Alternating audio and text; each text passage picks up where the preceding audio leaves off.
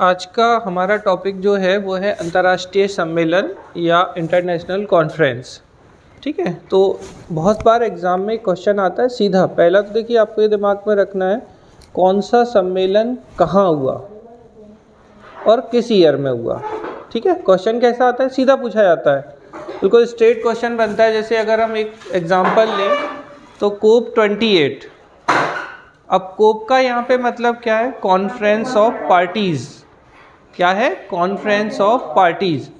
तो कोप 28 का जो संयुक्त राष्ट्र जलवायु परिवर्तन का शिखर सम्मेलन हुआ 2023 में बेटा, ये अभी हुआ है 30 नवंबर से 12 दिसंबर के बीच में दुबई यूएई में। ठीक है, तो दुबई में हुआ है, यूनाइटेड अरब अमीरात जो है यहाँ पर ये किया गया है। तो बहुत सीधा सा प्रश्न जो है वो पूछा जा सकता है कि कोप 28 कहाँ हुआ, जो अक्सर पूछे जाते हैं। अब ये जो जलवायु परिवर्तन सम्मेलन है, जैसे क्वेश्चन एक पूछ लिया जाता है कि कोप 1 कहाँ हुआ था, इसी के हम हिस्टोरिकल बैकग्राउंड में जा सकते हैं। ठीक है, क्या कोप 1, और थोड़ा अंदर जाएंगे तो पूछ सकते हैं कि भाई ये जो कोप हैं, कॉन्फ्रेंस ऑफ पार्टीज़ हैं, ये किससे जनरेट हुए हैं, इनकी पेरेंटिंग बॉडी कौन सी है। तो ये आपके एनवायरनमेंट के सेक्शन में अंदर कनेक्ट होता है। ठीक है, तो पहले तो आपको ये याद रखना है कि कोप 1 बताएगा कोई कि कोप 1 कॉन्फ्रेंस ऑफ पार्टीज 1 जो है वो कहाँ हुआ था।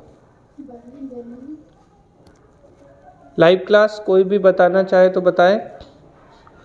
ठीक है, तो जर्मनी के बर्लिन। ठीक, तो बर्लिन जर्मनी जो था उसमें हमारा कौन सा हुआ है, कोप 1 जो है वो हुआ है। तो एक बात तो आप बिल्कुल अच्छे से याद रख लीजिए कि कॉन्फ्रेंस ऑफ पार्टीज 1 जो हुआ है वो बर्लिन जर्मनी में हुआ है। तो क्या याद रखना है, बर्लिन जर्मनी। तो बर्लिन जर्मनी में आपका कोप 1 हुआ है। और ये किससे काम करता है, तो UNFCCC। ठीक है, तो UNFCCC जो है आपका इसी के माध्यम से ये काम करता है। तो ये चीज़ आप ध्यान रखिएगा कि कोप 1 जर्मनी बर्लिन में हुआ था। एक है कोप 21 जिससे क्वेश्चन कई बार आ चुका है। तो कोप 21 जो है वो पेरिस। ठीक है, पेरिस कहाँ है, तो पेरिस फ्रांस में है, तो पेरिस में हुआ था। और अभी लेटेस्ट 2023 में जो कोप हुआ है वो कोप 28 है, जो कि कहाँ पे, दुबई में, यूएई के दुबई में ये हुआ है। ठीक है, तो ये आपको बिल्कुल क्लियर कट याद रखना है कि कोप 28 जो है वो दुबई में हुआ है। अब जैसे इसी से एक प्रश्न पूछ लिया जाए कि भारत में कब होगा अगला कोप, कि भारत ने कब डिमांड की है कि कौन सा कोप जो है वो भारत में आयोजित हो। ठीक है, तो एक अगला प्रश्न बन गया, क्योंकि हमें घूम फिर के एक तो करंट अफेयर पे रहना है, दूसरा उस करंट अफेयर में हमें अपनी इंडिया को और एमपी को ढूंढना है, जहाँ से क्वेश्चन बनने की पॉसिबिलिटी सबसे ज़्यादा रहती है। तो आप लोग थोड़ा सा नोट, कुछ कुछ चीज़ें मैं बताता जाऊँगा तो नोट भी करते जाइएगा उसके हिस्टोरिकल बैकग्राउंड, तो आपके लिए थोड़ा आसान होगा।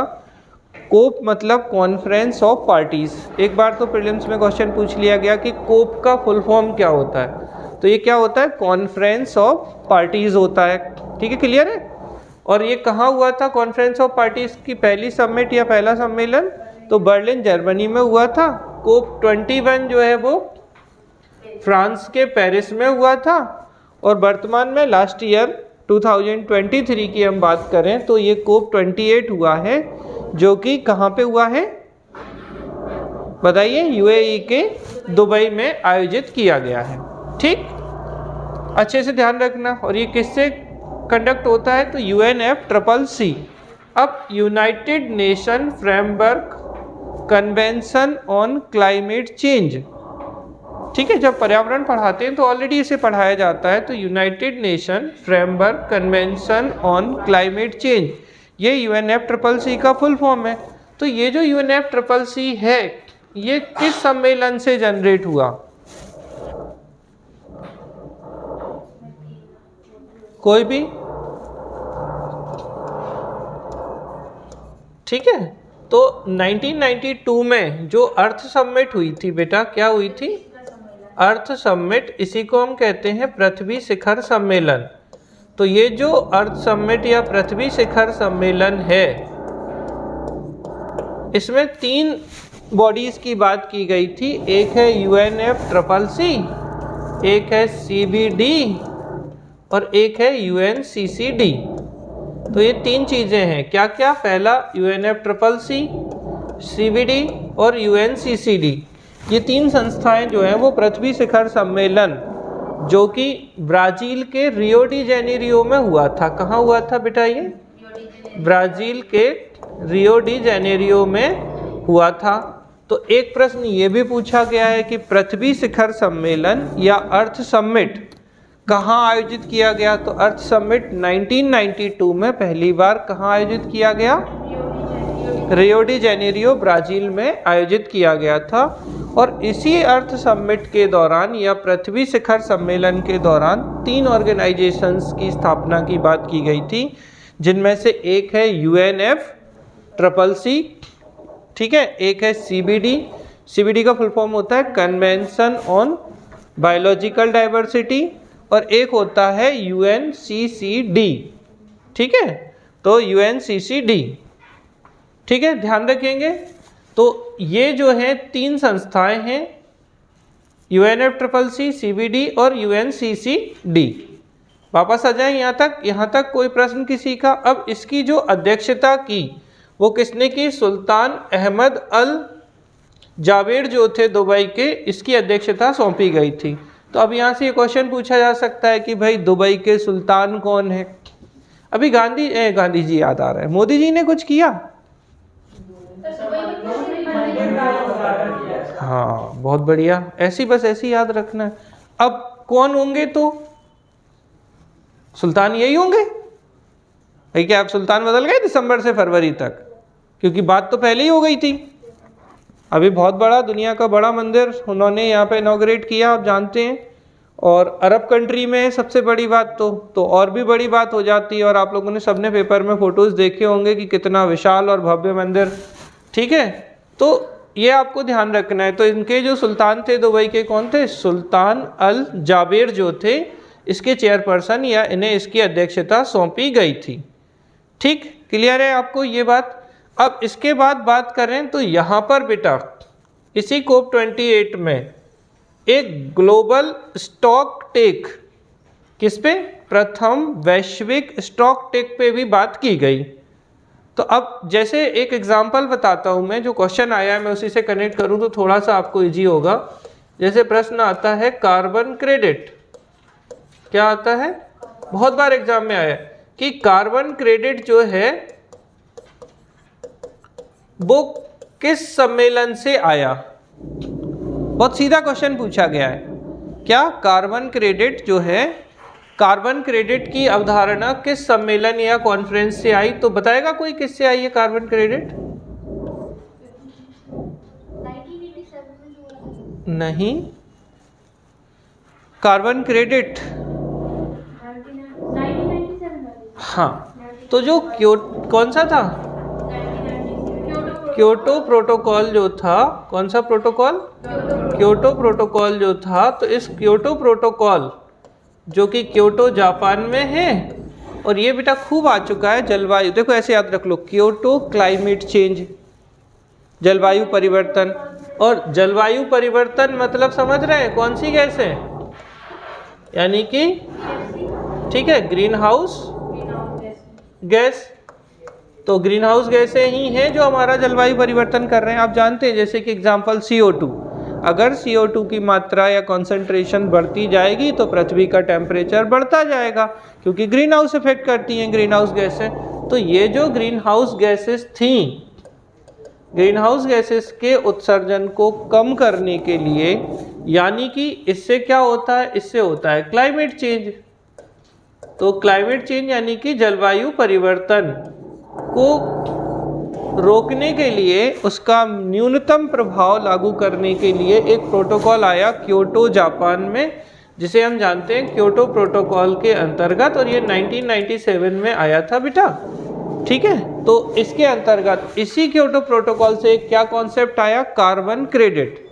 मतलब क्या होता है कि जैसे कोई भी संस्था है या कोई देश है, अगर वो 1 टन कार्बन डाइऑक्साइड, कितने टन, 1 टन अगर CO2 उत्सर्जन को बचाता है, जैसे मान लीजिए कि हमने सोलर पैनल लगा लिए यहीं क्लास के ऊपर, ठीक है, और जो भी इलेक्ट्रिसिटी जनरेट हो रही थी, जो अभी आपकी कोयले से या जहाँ से भी बन के आ रही थी, तो हमने इससे क्या उपयोग किया, किसका उपयोग किया हमने इसमें, ठीक है, सोलर का इस्तेमाल किया। और उससे जो CO2 निकलने वाली थी, जो भी इंस्ट्रूमेंट हम यूज करने वाले थे, जिनसे जो इलेक्ट्रिसिटी जिससे आई उससे जो CO2 निकलने वाली थी, अगर हमने 1 टन CO2 उत्सर्जन, 1 टन CO2 इमिशन को कम किया, तो हमें इसके बदले में क्या मिल जाती है, एक कार्बन क्रेडिट जो है वो मिल जाती है।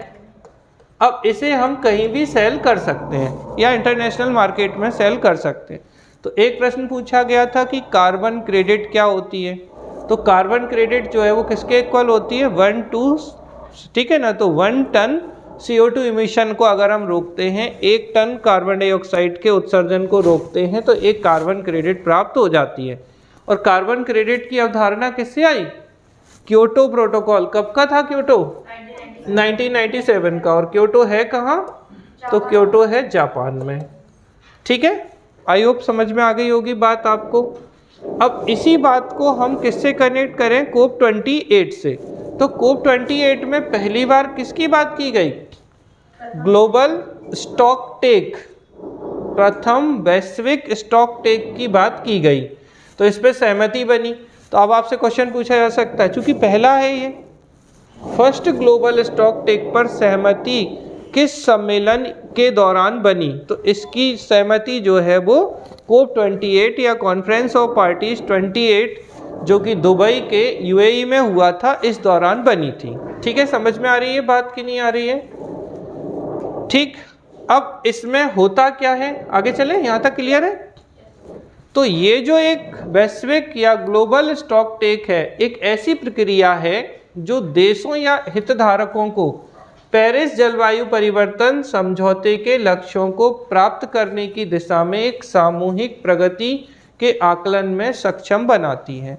अब थोड़ी देर पहले आपको मैंने बताया था कि पेरिस जलवायु परिवर्तन सम्मेलन यानी कि COP21 हुआ था, तो उस COP21 का जो जलवायु जो परिवर्तन समझौता था उसको लागू करने, उसमें जो प्रोग्रेस हुई है, उसके लिए वैश्विक स्टॉक टेक या ग्लोबल स्टॉक टेक को बनाया गया।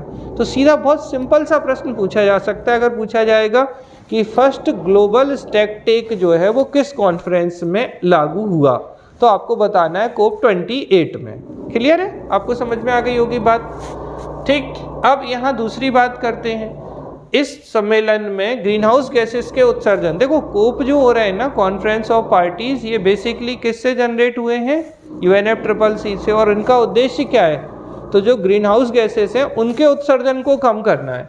तो यहाँ पर जो ग्रीन हाउस गैसेस के एमिशन है वो 2019 के स्तर की तुलना में 2030 तक 43% की कटौती करनी है।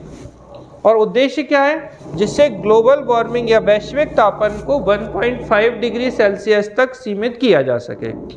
अब देखो COP28 में क्या कहा, 2019 में जो ग्रीन हाउस गैसेस का लेवल था उसे 2030 तक 43% घटाना है, किससे, 2019 के लेवल से। बात समझ में आ रही है ना। तो 2019 में जो भी लेवल था ग्रीन हाउस गैसेस का, जो स्तर था, उससे कितने परसेंट, 43% घटाने की बात की गई है। और ये कब तक का टारगेट रखा है हमने, 2030 का रखा है, जिससे ग्लोबल वार्मिंग को कितने पर सीमित किया जा सके, 1.5 डिग्री सेल्सियस पर सीमित किया जा सके। ठीक है, क्लियर है आपको। अब जैसे यहाँ से अगर थोड़ा अंदर जाएगा तो वो क्या पूछेगा, 2019 के स्तर से कितने % घटाने की बात की गई है और कब तक घटाने की बात की गई है ग्रीन हाउस गैसेस को। तो 2019 के स्तर से 43% घटाने की बात की गई है, और ये कब तक है, 2030 तक ये डिसाइड किया गया है। फिर इसमें एक और चीज़ आई कि 2030 तक जो नवीकरणीय ऊर्जा है, नवीकरणीय ऊर्जा का मतलब होता है रिन्यूएबल एनर्जी, रीन्यू, जिसे हम दोबारा से न्यू कर सकते हैं, जैसे सोलर, ठीक है, तो नवीकरणीय विंड एनर्जी, बिल्कुल बिल्कुल सही बात है आपकी, को तिगुना मतलब 3 टाइम्स करने की बात कर रहे हैं। अच्छे से ध्यान रखिएगा, इस पे भी समझौता किया गया, तो 2030 तक 3 टाइम किसको, रिन्यूएबल एनर्जी सोर्सेस को, या रिन्यूएबल एनर्जी जो है उसकी जो कैपेसिटी या क्षमता है उसे 3 टाइम इंक्रीज करना है, और 2030 तक ही 2019 तक जो ग्रीन हाउस गैसेस का स्तर था उसके 43% तक हमें घटाना है। तो ये दूसरी बात हो गई आपकी, ठीक है, क्लियर है आपको यहाँ। तो अब तीसरी बात, अब चूंकि हम रिन्यूएबल एनर्जी 3 गुना करने की बात कर रहे हैं, तो 2030 तक कितनी क्षमता अचीव करने की बात की जा रही है नवीकरणीय ऊर्जा का, तो 11,000 गीगावाट, कितनी, 11,000 गीगावाट जो है इसको निर्धारित करने की बात की जा रही है कि 2030 तक कितनी हो रिन्यूएबल एनर्जी, 11,000 गीगावाट हो जानी चाहिए। तो ये तीसरी बात है। अब जैसे पेपर अगर टफ बनाना हो तो COP28 के अंतर्गत कौन सा सत्य नहीं है। अब आप चाहे कुछ भी कर लो, अगर आपने डिटेल में नहीं पढ़ा है तो आपका तुक्का उक्का तो कुछ यहाँ लगने वाला नहीं है। भाग्य के बहुत धनी हो तो बात एक अलग है। फिर 2030 तक प्रत्येक वर्ष ऊर्जा दक्षता सुधार, ठीक है, तो एनर्जी जो कैपेसिटी है उसमें वैश्विक औसत दर 2% से 2 गुना कर 4% अधिक करने का, अधिक नहीं है, अधिक करने का भी आह्वान किया गया। तो जो वैश्विक दक्षता सुधार है, ठीक है ना, तो ऊर्जा दक्षता है एनर्जी, तो एनर्जी की जो दक्षता है कि भाई, अब जैसे दक्षता का मतलब समझिए पहले तो क्या होता है कि एनर्जी दक्षता या ऊर्जा दक्षता का क्या मतलब है। जैसे कई बार हम देखते हैं कि आपके पास एनर्जी आ तो रही है लेकिन बीच में एनर्जी लॉस हो गया। जैसे और अच्छे से आप बताएं, जितनी इलेक्ट्रिसिटी बनती है क्या उतनी इलेक्ट्रिसिटी घर तक सप्लाई हो पाती है, बीच में बहुत सारा पावर ट्रांसमिशन लॉस होता है। तो इसी ऊर्जा दक्षता को, ठीक है, तो एनर्जी कैपेसिटी में इम्प्रूवमेंट की बात की गई है और 2% से 2 टाइम्स बढ़ाकर ये 4% करने की बात की गई है, ठीक है। फिर इसके बाद जो वर्ल्ड बैंक है, तो वर्ल्ड बैंक जो है, ठीक है, कहाँ है वैसे वर्ल्ड बैंक, वर्ल्ड बैंक कहाँ, कहीं तो होगा, ठीक है। तो वर्ल्ड बैंक और IMF जो है बेटा ये वॉशिंगटन DC में है। कहाँ है, USA के वॉशिंगटन DC में। इन्हें वर्ल्ड बैंक और IMF को वॉशिंगटन जुड़वा बोलते हैं। हम बात करेंगे अंतर्राष्ट्रीय संस्थाओं में। तो वर्ल्ड बैंक ने क्या किया, इसकी देखरेख में एक हानि और क्षति कोष, तो लॉस एंड डैमेज फंड बनाया, ठीक है, किसके लिए, कि जिसकी प्रतिबद्धता COP27 के दौरान मिस्र में ही की जा चुकी है। तो लॉस एंड डैमेज फंड जो है वो किसके दौरान बनाया गया, वर्ल्ड बैंक का, ठीक है। तो हानि और क्षति कोष जो है वो वर्ल्ड बैंक के द्वारा बनाया गया COP28 में, जबकि इसकी प्रतिबद्धता कहाँ व्यक्त की थी, इससे पहले जो COP27 हुआ था उसकी प्रतिबद्धता यहीं बात की गई थी। अब उद्देश्य क्या है इसका, तो जैसे जलवायु परिवर्तन के प्रतिकूल प्रभावों से जूझ रहे जो विकासशील देश हैं उन्हें मुआवजा देना।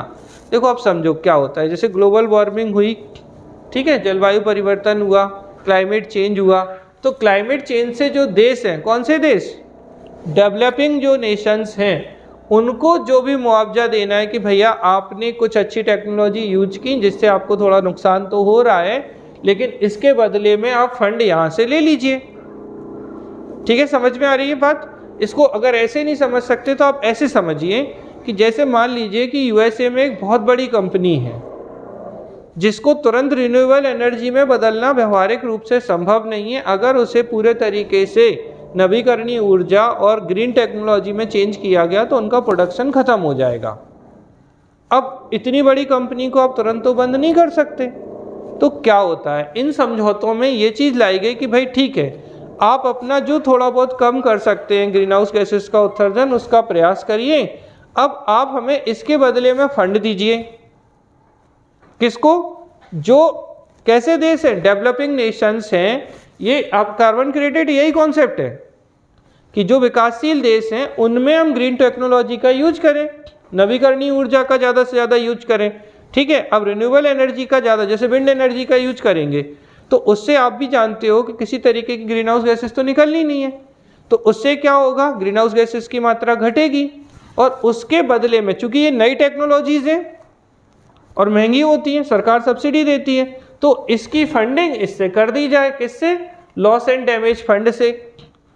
तो जो विकासशील देश है उनको भी सहयोग हो जाएगा, और जो विकसित देश है अगर वो मान लो उत्सर्जन कर भी रहे हैं ग्रीन हाउस गैसेस का, तो दोनों के बीच में बैलेंस आ जाए। अब देखो दूसरी स्थिति कि अगर ऐसा ना करें, भाई ठीक है कि आप नहीं मान रहे हो, आप फैलाओ, और यहाँ ये कहें चूंकि सस्ता क्या है, ग्रीन टेक्नोलॉजी सस्ती नहीं है, ध्यान रखना इतनी।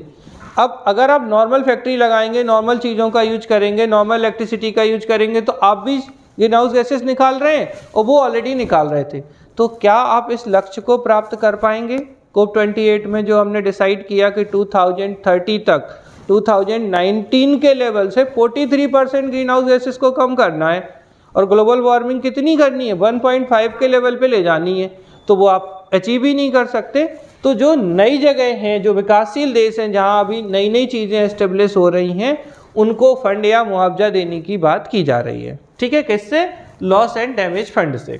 ठीक है, इसी COP28 के अंतर्गत एक वैश्विक शीतलन प्रतिज्ञा, ग्लोबल कूलिंग प्लीज जो है वो भी लाई गई। इसमें क्या हुआ कि जो हस्ताक्षरकर्ता देश थे, 66 राष्ट्रीय सरकारें शामिल थीं, जो 2050 तक 2022 के स्तर के सापेक्ष वैश्विक स्तर पर सभी क्षेत्रों में शीतलन संबंधी उत्सर्जन में न्यूनतम 68% की कटौती करने के लिए काम करेंगे।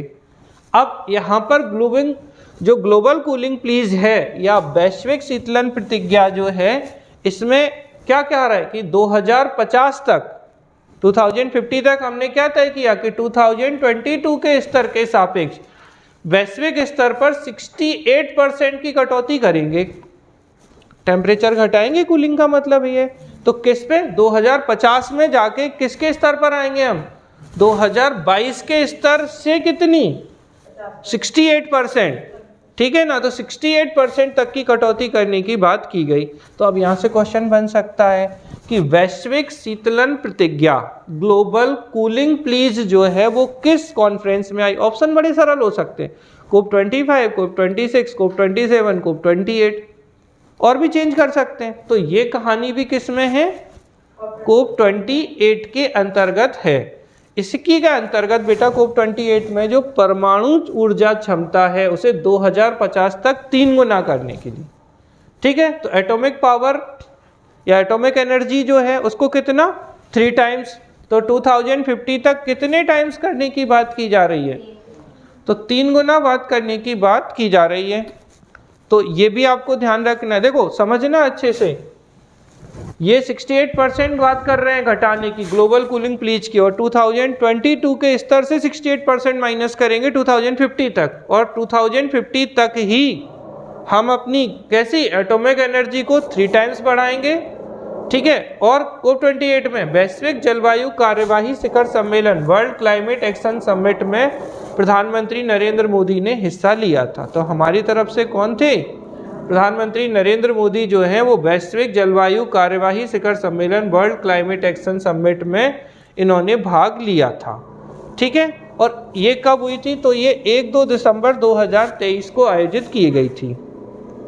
सीधा आप ऐसे याद रख लो, ये भी तो 2023 का ही है, तो आप ये 2023 की ही बात थी जो आपको ध्यान रखना है। तो यहाँ तक क्लियर हुआ। देखो ग्लोबल कूलिंग प्लीज आ गया, फिर परमाणु ऊर्जा एटॉमिक एनर्जी को 3 टाइम्स करने की बात की गई, ये दोनों चीज़ें 2050 के लिए हैं, जबकि लॉस एंड डैमेज फंड बना दिया गया पैसा देने के लिए।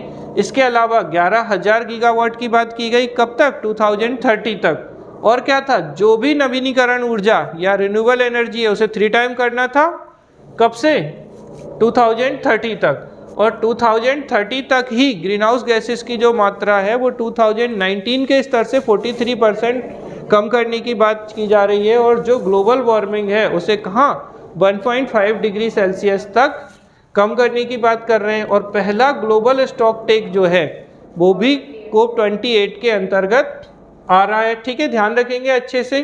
तो इतनी चीज़ें हैं जो आपको किससे याद रखनी है, COP28 से याद रखनी है। अब भविष्य की बात करें, ये तो 23 में हो गया जिस पे चर्चा हुई। अब अगला जो होगा वो कहाँ होगा, कोप 29। तो एक और नया प्रश्न बन सकता है। और अभी मैंने एक आपसे प्रश्न पूछा था क्या, कि भारत जो है, भारत में कब करने की बात की जा रही है। तो थोड़ा सा आप यहाँ पे ध्यान दीजिए अच्छे से।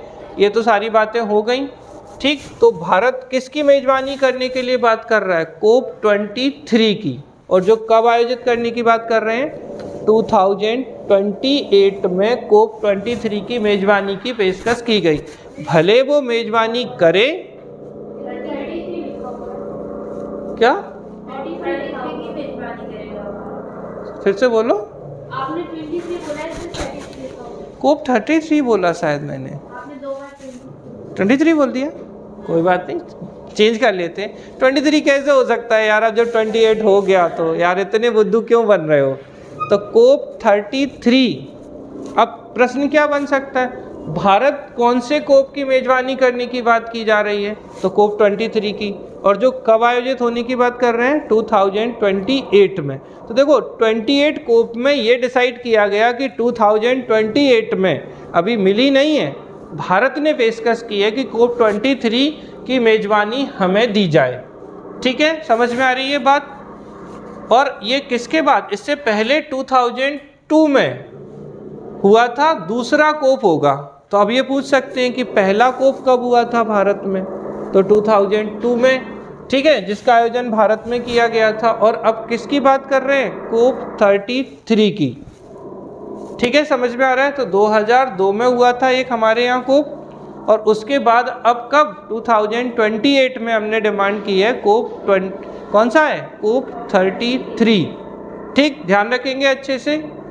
तो ये एक चीज़ आपको बिल्कुल क्लियर कट ध्यान रखनी है। और इसी कोप के दौरान 28 में हमारे मोदी जी ने ग्रीन क्रेडिट पहल, ठीक है, तो ग्रीन क्रेडिट इनिशिएटिव का भी शुभारंभ किया। तो ग्रीन क्रेडिट इनिशिएटिव भी इसी से आया। और ये है क्या ग्रीन क्रेडिट इनिशिएटिव, तो ये पर्यावरण के लिए एक जीवन शैली है, लाइफस्टाइल फॉर एनवायरनमेंट है, जो भारत सरकार की एक पहल है। मतलब सीधी सी बोलें कि पर्यावरण के लिए जीवन शैली, मतलब हम अपनी लाइफ स्टाइल को किसके अकॉर्डिंग ढाल लें, लाइफ स्टाइल फॉर एनवायरनमेंट। क्या, ग्रीन क्रेडिट इनिशिएटिव या ग्रीन क्रेडिट पहल। क्लियर है, समझ में आ रही है बात आपको। तो ये एक चीज़ हो जाती है। इसी के दौरान बेटा एक और चीज़ जो की गई वो है ग्रीन राइजिंग इनिशिएटिव।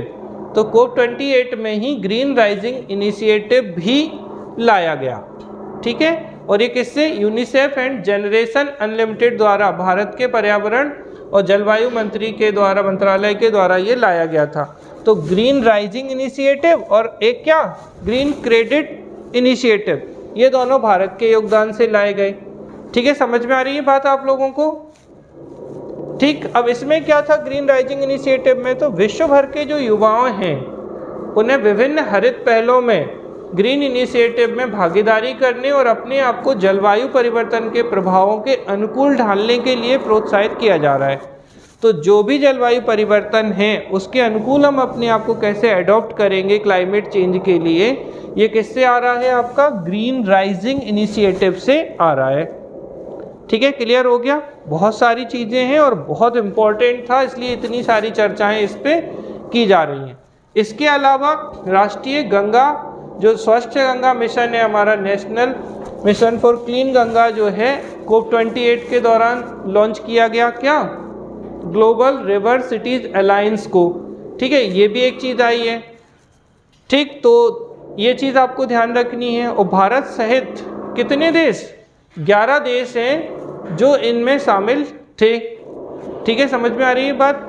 इसके अलावा अगर हम देखें तो एक और प्रश्न जो बन सकता है कि कोप 28 से पूर्व विश्व के सबसे बड़े एकल साइट सौर ऊर्जा संयंत्र Al Dhafra solar photovoltaic independent power project का उद्घाटन किया गया। तो अब क्वेश्चन ये देखो, समझना अच्छे से, विश्व के सबसे बड़े एकल साइट सौर ऊर्जा संयंत्र, ठीक है ना, क्या है, अच्छे से दिमाग में रख लो, solar photovoltaic independent power project जो है, तो ये क्या है, अल धपरा जो है। तो पूछ सकते हैं कि अल धपरा सोलर फोटोवोल्टिक कहाँ पे लॉन्च किया गया या ये कहाँ पर स्थित है, तो ये चूंकि विश्व का सबसे बड़ा है, कहाँ पर है ये, तो यूएई में है। तो ये क्वेश्चन आपसे बन सकता है करंट अफेयर का, तो ये भी आपको ध्यान रखना हो कि ये क्या है। तो अच्छे से अल धपरा जो है वो solar photovoltaic independent power project है, जो इसका उद्घाटन भी किया गया और इसकी कैपेसिटी कितनी है, 2 गीगावाट। ठीक है, तो 2 गीगावाट का ये आयोजित किया गया। अब इसके बाद ये तो सारी कहानी हमने कोप 28 के अंतर्गत देखी। अब अगला कहाँ होगा, तो अगला होगा बेटा कोप 29 जो है वो 2024 में, मतलब इस साल होगा ये अजरबैजान में। ठीक, तो कोप 28 कहाँ हुआ था, जल्दी जल्दी,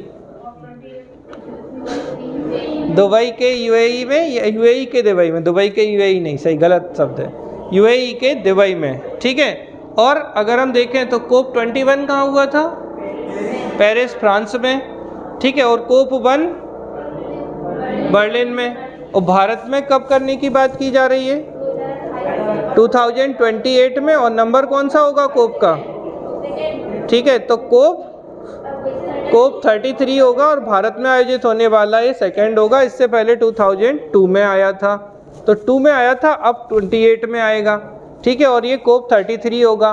और पहला कोप कहाँ हुआ था, जर्मनी के बर्लिन में। और कोप के लिए कौन सी संस्था रिस्पॉन्सिबल है, तो UNFCCC। और UNFCCC जो था वो किस से ओरिजिनेट हुआ है, तो अर्थ समिट 1992, पृथ्वी शिखर सम्मेलन 1992 रियो डी जेनेरियो से वो जनरेट हुआ था। ठीक है, यहाँ तक क्लियर है आपको। तो ये हुई बात। इसके बाद 30 जो कोप होगा वो मध्य ब्राज़ील में प्रस्तावित है। तो कोप 30 कहाँ पर, ब्राज़ील में 2025 में, कोप 29 अजरबैजान में 2024 में, कोप 2028 नहीं, कोप 28 जो हुआ था वो 2023 में हुआ था। तो इनको आपको ध्यान रखना है। और कोप 21 जो है वो फ्रांस के पेरिस में हुआ था। ठीक, तो ये कहानी थी आपकी कोप से संबंधित जो हुआ है। अब नेक्स्ट जो हमारा टॉपिक आता है वो है मिनीमाता कन्वेंशन। ये भी बहुत इम्पॉर्टेंट है और इससे प्रश्न कई बार एग्जाम में आया है। तो इसको समझने से पहले मैं थोड़ा सा इसमें आपको बैकग्राउंड में ले जाता हूँ कि ये जो मिनीमाटा है ये क्या है। ठीक है, तो बेटा मिनीमाटा एक डिसीज है। क्या है ये, ठीक है, मिनीमाटा डिसीज। ये बहुत बार एग्जाम में पूछा गया, मतलब ऐसे समझ लो कि ऐसा कोई एग्जाम नहीं है जिसमें मिनीमाटा ना आई हो। छोटी माताएं आई जाती हैं। तो मिनीमाटा जो है वो किसके कारण होती है, तो Hg यानी कि मर्क्यूरी जो है उसके कारण होने वाली डिसीज है। तो मरकरी की सांद्रता जब बढ़ जाती है तो एक तो सीधा प्रश्न पूछा जाता है कि मिनीमाटा डिसीज किसके कारण होती है, तो मिनीमाटा मर्क्यूरी। ठीक है, तो Hg मरकरी के कारण होती, पारे के कारण नहीं। किसके कारण हो रही है, मरकरी के कारण हो रही है। तो एक तो दिमाग में ये क्लियर कट रखिएगा। इसी से एक मिलती जुलती डिसीज और है, इटाई। क्या है, इटाई, ये भी खूब पूछी गई है। तो इटाई किसके कारण होती है, तो इटाई होती है कैडमियम के कारण। अब एक बार ये प्रश्न आया था कि ये मिनीमाटा जो डिसीज है ये कहाँ हुई थी। ठीक है, तो ये हुई थी जापान में। ठीक है, तो किस देश में फैली थी ये, जापान में फैली थी। ये भी आपको ध्यान रखना है। और ये जो मिनीमाटा डिसीज है ये किसका एग्जाम्पल है, ये जैसे मिनीमाटा डिसीज जो है वो किस प्रोसेस का एग्जाम्पल है, बायोमैग्निफिकेशन। Very good. ठीक है, तो ये किसका एग्जाम्पल है, बायोमैग्निफिकेशन, यानी कि जैव आवर्धन। कोई बात नहीं। ठीक है, तो बायोमैग्निफिकेशन या जैव आवर्धन। तो अब जैसे क्वेश्चन पूछा जाए मिनीमाटा डिसीज किस इंसिडेंट के साथ कनेक्ट होती है या इसकी प्रोसेस क्या है, तो इसकी प्रक्रिया में क्या हो रहा है, बायोमैग्निफिकेशन हो रहा है, जैव आवर्धन हो रहा है। पहले तो मुझे ये बताओ कि कितने लोगों को बायोमैग्निफिकेशन पता है, एक बताइए। हाँ बताइए ना। जैसे मरकरी है वो पानी में है फिश के अंदर जाएगी। फिश के अंदर वाटर का लेवल ज़्यादा है ह्यूमन से। जब ह्यूमन फिश को ह्यूमन खाएंगे तो जो मर्करी का लेवल है वो बढ़ जाएगा। ऐसे से इसका लेवल बढ़ता जाता है।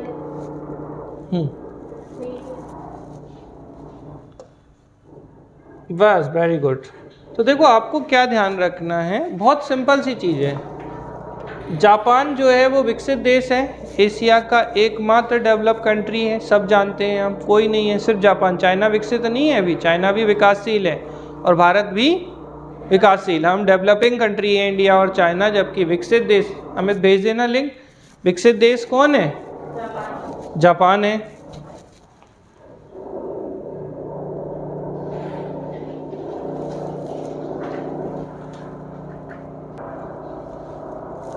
हम बात कर रहे थे मिनीमाटा डिसीज की। तो मिनीमाटा डिसीज जो है वो मरकरी की अधिकता से होती है और मिनीमाटा जापान की एक वे या खाड़ी थी। तो ठीक है, अब क्या हुआ कि जापान जो है वो विकसित देश था, यहाँ पर ई वेस्ट, समझिएगा अच्छे से, क्या इलेक्ट्रॉनिक वेस्ट बहुत निकलते थे, ई अपशिष्ट, इलेक्ट्रॉनिक अपशिष्ट, ई वेस्ट निकलते थे। और नॉर्मली हम लोगों की आदत है सबकी, किसी भी देश में हो, बोले समुद्र है तो फिर तो कोई बात ही नहीं है, बोले समुद्र में डाल दो, कौन पूछने वाला है क्या। तो ये क्या किया इन्होंने, मिनीमाटा बे जो जापान की खाड़ी थी उसमें इन्होंने ई वेस्ट को डंप कर दिया। अब ई वेस्ट में क्या था, मरकरी थी, और ये किस में चली गई, मरकरी जो है वो वाटर के साथ मिल गई। अब पानी में थी तो फिश के अंदर चली गई, ठीक है। फिश को किसने खाया, ह्यूमन बीइंग ने खाया, तो ह्यूमन बीइंग में आ गई। इवन अगर कोई प्रेग्नेंट लेडी है वो फिश खाएगी तो वो पता चले प्रेग्नेंट लेडी से बच्चे में भी चली गई। तो हम क्या देख रहे हैं कि एक पोषण स्तर एक ट्रॉफिक लेवल से, जैसे वाटर एक ट्रॉफिक लेवल है, फिश एक ट्रॉफिक लेवल है, ह्यूमन बीइंग एक ट्रॉफिक लेवल है, तो एक पोषण स्तर से दूसरे पोषण स्तर में जा रही है। और क्या हो रहा है, increase the concentration from one trophic level to another trophic level. एक पोषण स्तर से दूसरे पोषण स्तर में जाने पर इसकी सांद्रता में वृद्धि हो रही है, कॉन्सेंट्रेशन बढ़ रही है, क्योंकि वाटर अमाउंट जो है वो कम होता जा रहा है, तो इसकी सांद्रता बढ़ रही है। मतलब इसका नुकसान जो है, इसका साइड इफेक्ट जो है, इसके इफेक्ट जो है वो ज़्यादा बढ़ेंगे, तो यहाँ जाके ये सर्वाधिक होंगे ह्यूमन में। तो इसके प्रभाव के कारण मानव में हो गई कौन सी डिसीज़, मिनीमाटा डिसीज़। अब चूंकि ये जो कॉन्सेंट्रेशन या क्या बढ़ रहा है, सांद्रता बढ़ती चली जा रही है, इसी को हम कहते हैं जैव आवर्धन, बायो मैग्निफिकेशन। मतलब इसका प्रभाव और कैसा हो रहा है, मैग्नीफाई हो रहा है और ज़्यादा बढ़ता चला जा रहा है। अब यहाँ से एक और प्रश्न आपसे बन सकता है कि मरकरी जो है वो कैसा सब्सटेंस है। दो तरीके के पॉल्यूटेंट्स होते हैं, एक होते हैं बायोडिग्रेडेबल, ठीक है, बायोडिग्रेडेबल मतलब जैव अपघटनीय, मतलब जो अपघटित हो जाते हैं, जैसे सीवेज वगैरह जो है वो अपघटित हो जाता है। और एक होता है नॉन बायोडिग्रेडेबल, तो ये किस में आएगा, नॉन बायोडिग्रेडेबल यानी अजैव अपघटनीय, यानी इसका जीव जो है वो अपघटन नहीं कर सकते। यानी मरकरी एक पोषण स्तर से दूसरे पोषण स्तर या एक ट्रॉफिक लेवल से दूसरे ट्रॉफिक लेवल में जाएगी और इसकी सांद्रता को बढ़ाएगी, ठीक। तो मरकरी कैसा हो गया, नॉन बायोडिग्रेडेबल सब्सटेंस है, ये अजैव अपघटनीय पदार्थ के रूप में होता है। तो कैडमियम कैसा होगा, ये भी नॉन बायोडिग्रेडेबल होगा। अगर हम आपसे कहें लेड कैसा होगा, तो ये भी नॉन बायोडिग्रेडेबल ही होगा, मतलब ये बढ़ेगा और बायोमैग्निफिकेशन भी दिखाएगा। तो ये क्लियर है मिनीमाटा में किस तरीके से जैव आवर्धन को दिखाया जा रहा है कि क्या कहानी हो रही है। अब इसके जो इफेक्ट आ रहे हैं इन सबको कम करने के लिए अब बना मिनीमाटा कन्वेंशन। तो ये जो मिनीमाटा कन्वेंशन थी इसकी 5th बैठक जो है वो कब हुई, 30 अक्टूबर से 3 नवंबर 2023 को जेनेवा स्विट्जरलैंड में हुई। मरकरी पर मिनीमाटा अभिसमय का सम्मेलन हुआ, या हम ये कह सकते हैं, अब जैसे क्वेश्चन पूछे कोप 5 लेकिन किस पर कोप 5? मिनीमाटा अभिसमय पर। तो कोप 5, अब देखो मिनीमाटा पे अलग कोप है और ग्रीन हाउस गैसेस पे अलग कोप थे। ग्रीन हाउस गैसेस का कोप कब हुआ 2023 में, कौन से नंबर का था? 28 था। जबकि इस पे मरकरी या मिनीमाटा कन्वेंशन पर ये जो कोप था ये 5 था और ये 2023 में कहाँ, जेनेवा स्विट्जरलैंड में इसकी बैठक की गई। ठीक है, क्लियर है आपको? तो ये 5वें नंबर का है जो जेनेवा स्विट्जरलैंड में इसकी बैठक की गई। तो 5th meeting of the conference of parties to the Minamata Convention of the mercury. ठीक है, समझ में आ रही है बात?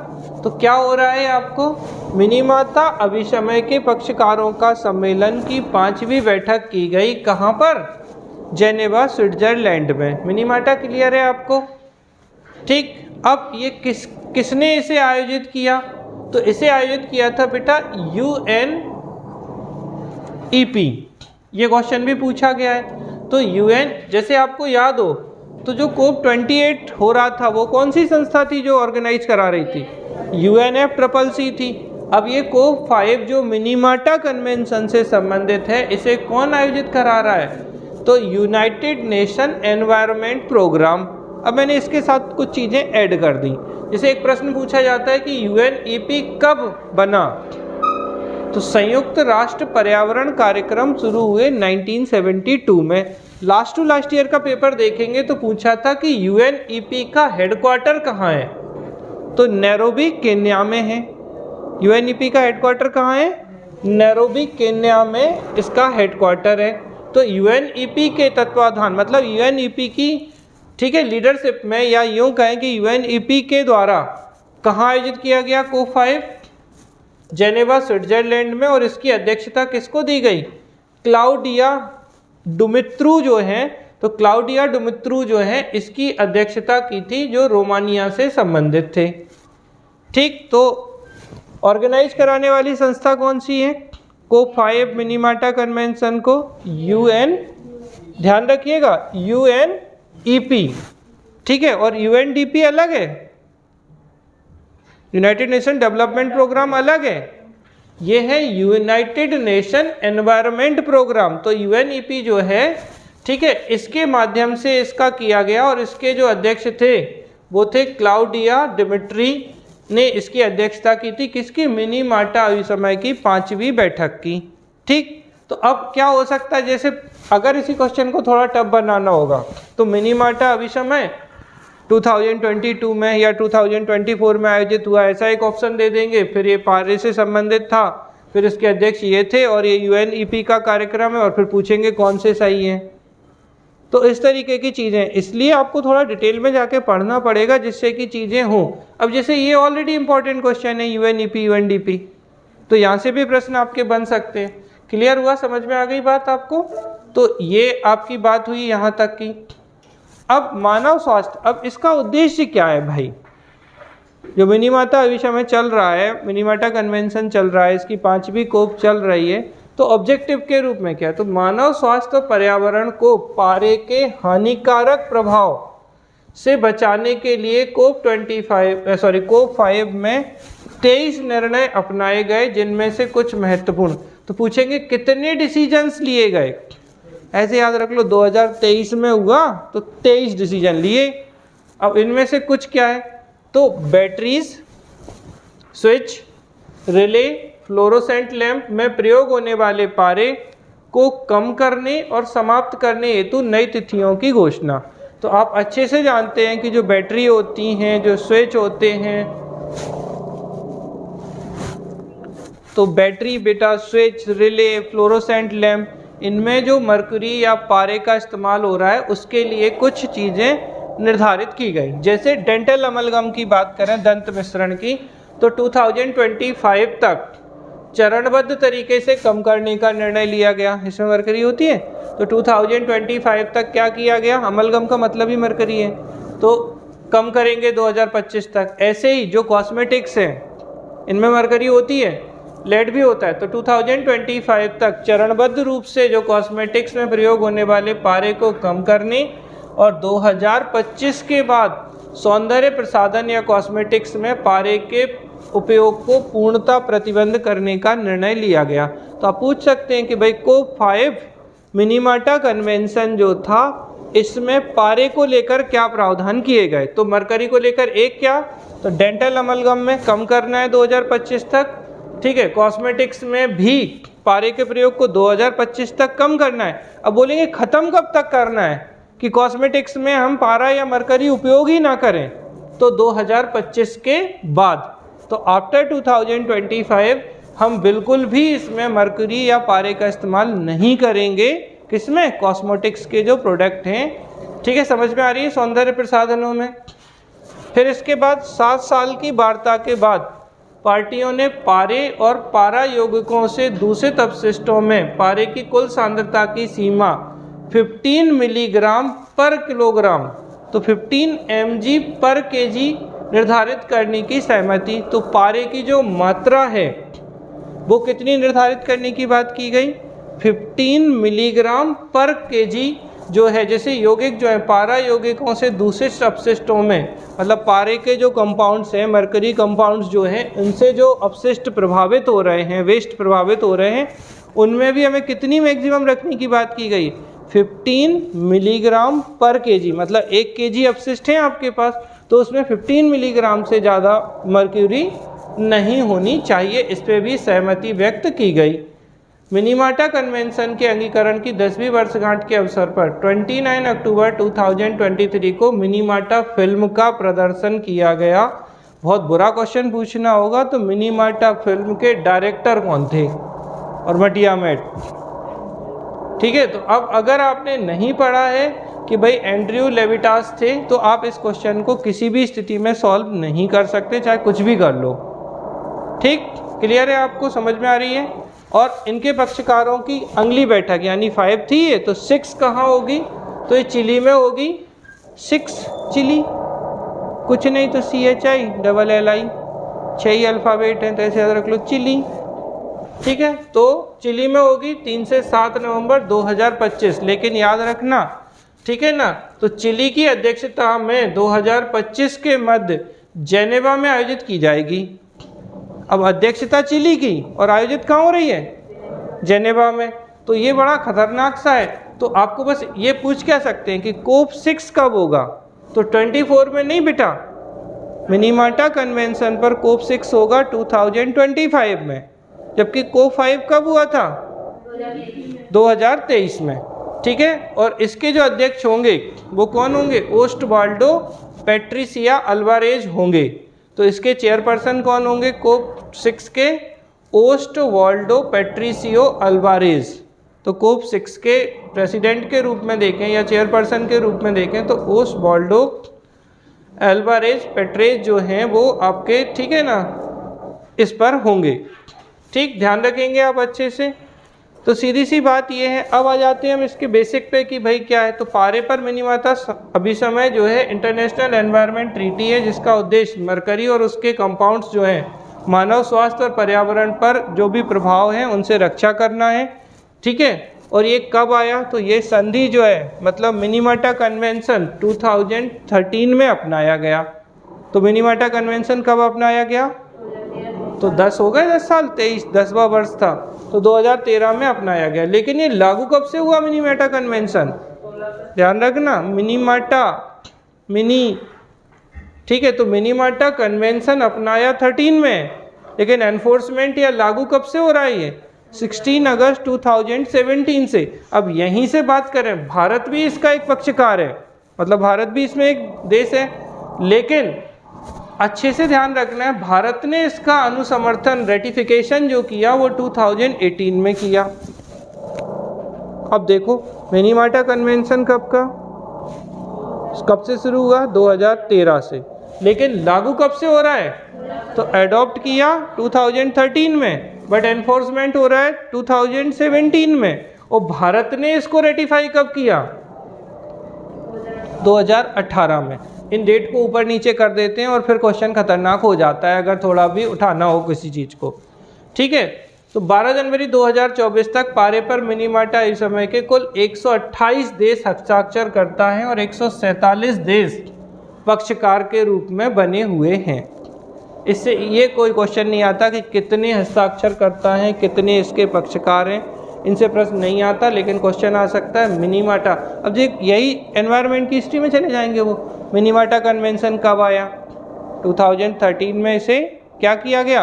अपनाया गया, एडॉप्ट किया गया, लेकिन लागू कब से हुआ? 2017 से।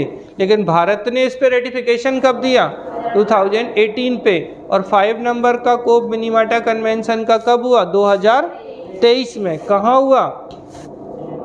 ठीक है, जेनेवा में हुआ। अच्छे से ध्यान रखना है। और अब जो अगला होगा वो 2025 में होगा, कोप 6, जो कि मिनीमाटा कन्वेंशन। बार बार ध्यान रखना, कोप अकेला बोलोगे तो वहाँ भी जा सकते हो, ठीक है। और सीवीडी के कोप अलग होते हैं। ये कोप करने वाली चीज़ें हैं। एक कोप किसके?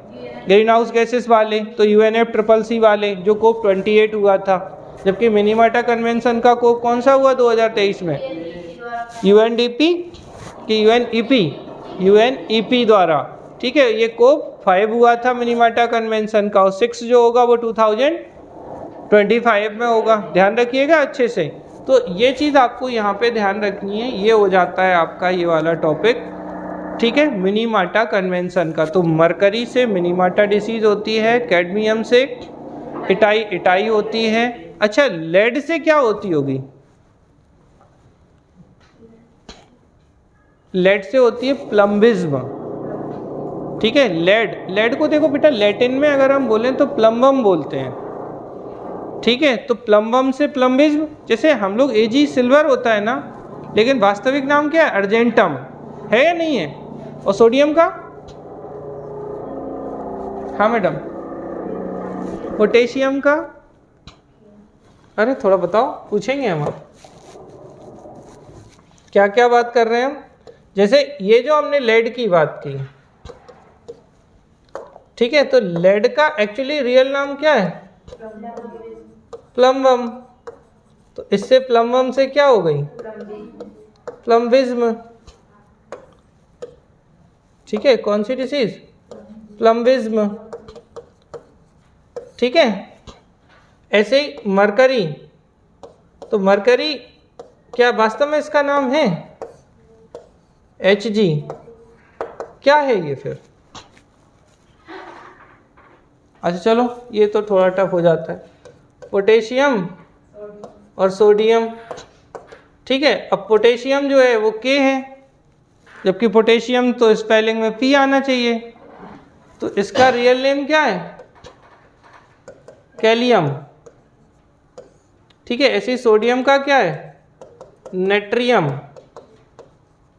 सिल्वर होता है ना Ag, तो ये तो अर्जेंटम है, तो इसमें कोई कंफ्यूजन नहीं है किसी को। अब जैसे Au गोल्ड है, और गोल्ड का है क्या वास्तव में? तो ऑरम। कहाँ से आया ये Au सिंबल? ऑरम से। समझ में आ रही ना बात की नहीं आ रही है? तो आपको बस ये ध्यान रखना है कि चीज़ें जो हैं वो कहाँ से जनरेट हो रही हैं। तो प्लम्बम मतलब मरकरी के कारण कौन सी डिसीज? मिनीमाटा। कैडमियम के कारण क्या थी? इटाई, ठीक है। ऐसे ही आपका फ्लोरीन के कारण, फ्लोरीन तो फ्लोरोसिस, क्या हो जाता है? फ्लोरोसिस। और नॉकनी सिंड्रोम भी होता है, तो फ्लोरीन के कारण फ्लोरोसिस, ठीक है। ध्यान रखना है अच्छे से। और नॉकनी सिंड्रोम, ये आ चुके हैं सब क्वेश्चन।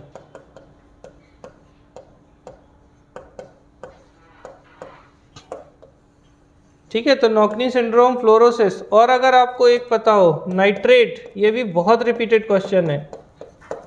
नाइट्रेट की अधिकता से ब्लू बेबी सिंड्रोम खूब आता है। ये नाइट्रेट की अधिकता से क्या है? Blue baby syndrome. तो नाइट्रेट अगर कहीं अधिक है पानी में, तो इससे क्या हो जाएगा? ब्लू बेबी सिंड्रोम हो जाएगा। आयरन की आयरन नहीं है, फ्लोरीन की अधिकता, तो फ्लोरोसिस या नॉकनी सिंड्रोम, कैडमियम के कारण एटाई, मर्क्यूरी के कारण मिनीमाटा, लेड के कारण प्लम्बिज्म, ठीक है ना। समझ में आ रही है बात? ये सब आए हैं और खूब आते हैं ये क्वेश्चन, क्योंकि ये चीज़ें करंट से कनेक्ट होती हैं और साइंस एंड डेली लाइफ जैसी स्थिति भी होती है इसकी, तो यहाँ से क्वेश्चन खूब पूछे जाते हैं, ठीक है। तो ये जो पोटेशियम है ना आपका, ये पोटेशियम एक्चुअली क्या है?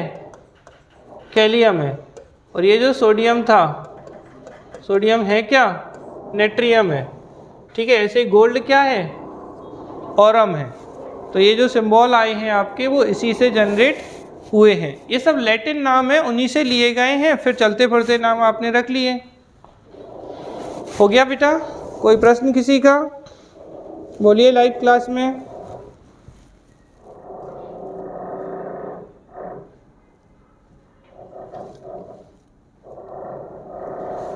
चले आगे। नोट कर लिया आप लोगों ने, सभी ने? हो गया? करे ना? हो गया ना सभी का? कुछ छूट रहा है आपका? लिख लिया ना?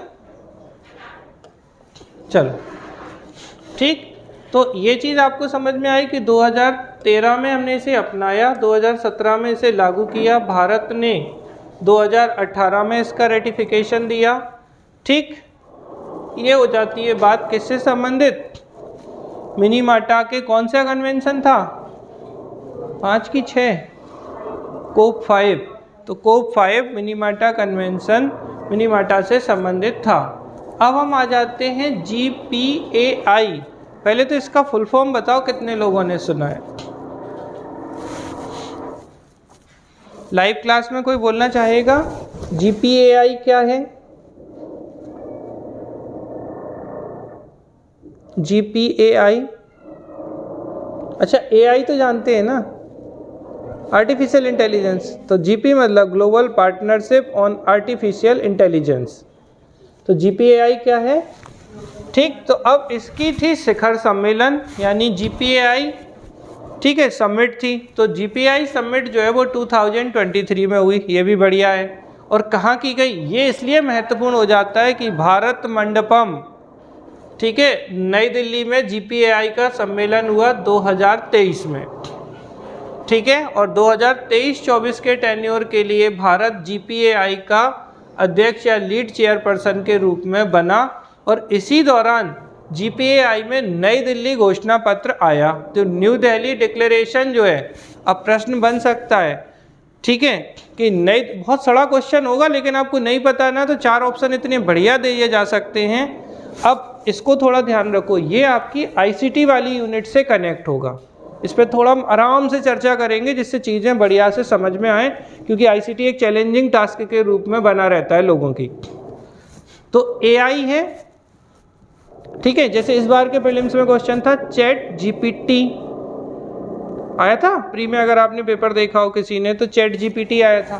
तो पहली चीज़ तो आपको ये ध्यान रखना है कि कहाँ हुआ GPAI का कॉन्फ्रेंस या सम्मेलन? तो नई दिल्ली। नई दिल्ली में कहाँ? भारत मंडपम। अच्छा, भारत मंडपम में और क्या हुआ? बहुत बढ़िया। तो G20 शिखर सम्मेलन भी कहाँ हुआ?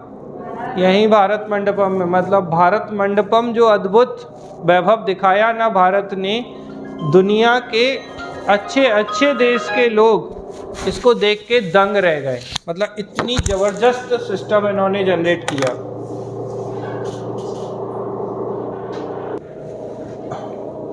हाँ भाई, क्या प्रश्न किया मैंने? कुछ समझ में आया? भारत मंडपम, तो भारत मंडपम अद्भुत बनाया उन्होंने। आप दिल्ली जाएं तो ज़रूर भारत मंडपम देख के आएँ। मतलब आपको लगेगा नहीं कि भारत में भी इतना बड़ा वैभव कैसे हो गया ये, ठीक है। तो दुनिया के बड़े से बड़ा नेता ना जब भारत मंडपम में एंटर किया ना, तो 1 मिनट के लिए होती ना आंखें चौंधिया जाना कि यार क्या समृद्धता है, कि सच में सोने की चिड़िया था भारत, ठीक है। और बहुत सफल आयोजन रहा ये हमारे देश के लिए। तो आपको ये ध्यान रखना है GPAI। GPAI मतलब क्या? Global partnership on artificial intelligence. इसका शिखर सम्मेलन भारत मंडपम में 2023 में किया गया, 12 से 14 दिसंबर के बीच में। भारत 2023-24 में इसका चेयरपर्सन रहा और इसी दौरान नई दिल्ली घोषणा पत्र जो है वो जारी किया गया। ठीक है, अपनाया गया, सॉरी जारी नहीं किया गया। तो न्यू दिल्ली डिक्लेरेशन को अडॉप्ट किया गया। तो अब प्रश्न आ सकता है कि New Delhi declaration related to, तो न्यू दिल्ली डिक्लेरेशन किससे रिलेटेड है? तो GPAI global partnership on artificial intelligence से संबंधित है। ठीक है, अब इसमें क्या होता है? तो GPAI की एक काउंसिल है, ठीक है, और ये मंत्री स्तरीय निकाय है, तो मिनिस्ट्रियल लेवल की जो बॉडी है जिसमें सभी सदस्य शामिल होते हैं। अब आ जाते हैं GPAI पर। तो GPAI क्या है? कृत्रिम बुद्धिमत्ता, AI मतलब आर्टिफिशियल इंटेलिजेंस पर वैश्विक साझेदारी। तो global partnership on artificial intelligence एक अंतर्राष्ट्रीय और बहुहितधारक, तो मल्टी स्टेक होल्डर और इंटरनेशनल, तो international and multi stakeholder initiative है ये बेटा। यह सदस्य राष्ट्रों के बीच कृत्रिम बुद्धिमत्ता के क्षेत्र में सहयोग बढ़ाने के लिए एक वैश्विक साझेदारी है। तो ग्लोबल इनिशिएटिव है और जो भी मेंबर कंट्रीज़ हैं उनके बीच में एक कोऑर्डिनेशन या सहयोग बढ़ाने के लिए इसे शुरू किया गया। GPAI को आधिकारिक तौर पर 15 जून 2020 को लॉन्च किया गया। कब लॉन्च किया गया GPAI? 15 जून 2020 को। और GPAI के सचिवालय या सेक्रेटरीट जो है वो पेरिस स्थित OECD आर्थिक सहयोग एवं विकास संगठन में की गई। तो अब क्या प्रश्न बन सकता है कि GPAI का जो सेक्रेटरीट है या सचिवालय जो है वो कहाँ पर है? तो याद रखना, पेरिस के OECD जो है ना, organisation for economic corporation and development, आर्थिक सहयोग और विकास संगठन का जो कार्यालय है वहाँ पर इसका क्या बनाया गया? सेक्रेटरीट या सचिवालय बनाया गया। तो एक प्रश्न क्या आ सकता है? GPAI की स्थापना कब हुई? तो आधिकारिक रूप से इसे कब लॉन्च किया गया? 15 जून 2020 को। ठीक है, यहाँ तक क्लियर है? फिर GPAI जो है ना, इसका फाउंडर मेंबर है भारत। ठीक है, तो global partnership on artificial intelligence का फाउंडर मेंबर या संस्थापक सदस्य है भारत। और इसमें 14 देश हैं, जैसे Australia, Canada, France, Germany, Bharat, Italy, Japan, दक्षिण Korea, Mexico, New Zealand, Singapore, Slovenia, UK, America, और एक अंतर्राष्ट्रीय संगठन, कौन सा? यूरोपियन यूनियन इसमें शामिल है। तो अब देखें GPAI के सदस्य, तो GPAI के वर्तमान में सदस्य 29 हो गए। ठीक है, समझ में आ रहा है? देखो संस्थापक सदस्य कितने हैं? अरे 15 फाउंडर मेंबर हैं, उनमें इंडिया एक है, तो 14 तो ये देश हैं और एक क्या है? यूरोपियन यूनियन, तो हो गया 15। लेकिन अब यूरोपियन यूनियन में भी सदस्य हैं, तो इससे मिला के जब हम टोटल सदस्यों की बात करते हैं आज की डेट में, तो वर्तमान में global partnership on artificial intelligence में टोटल मेंबर कितने हैं? तो ये है 29। इसके अलावा OECD GPAI का परमानेंट ऑब्जर्वर है, यानी कि स्थायी पर्यवेक्षक के रूप में भूमिका निभा रहा है। क्योंकि आपको पता है सेक्रेटरीट कहाँ थी? OECD में ही थी। याद आ रहा है ना पेरिस? देखो अभी अच्छे से, अगर भूल-भाल गए हो तो। ठीक है, तो ये ध्यान रखना है। तो पर्यवेक्षक या और परमानेंट ऑब्जर्वर कौन है? OECD।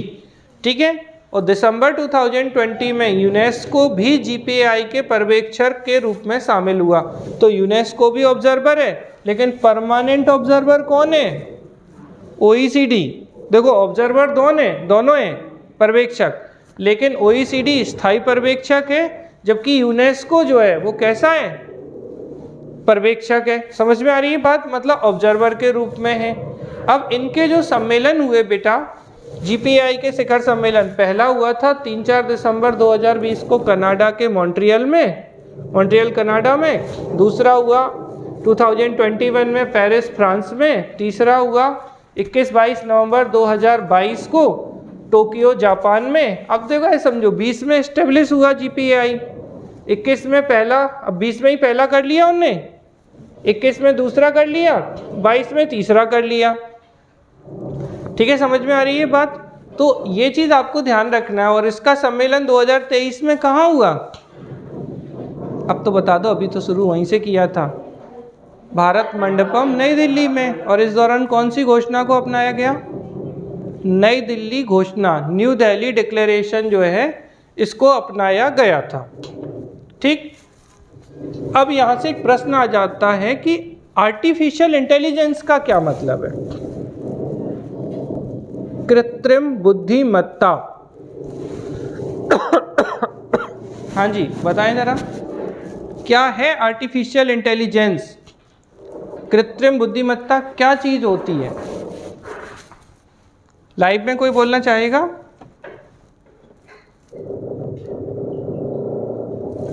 बोलिए जल्दी से।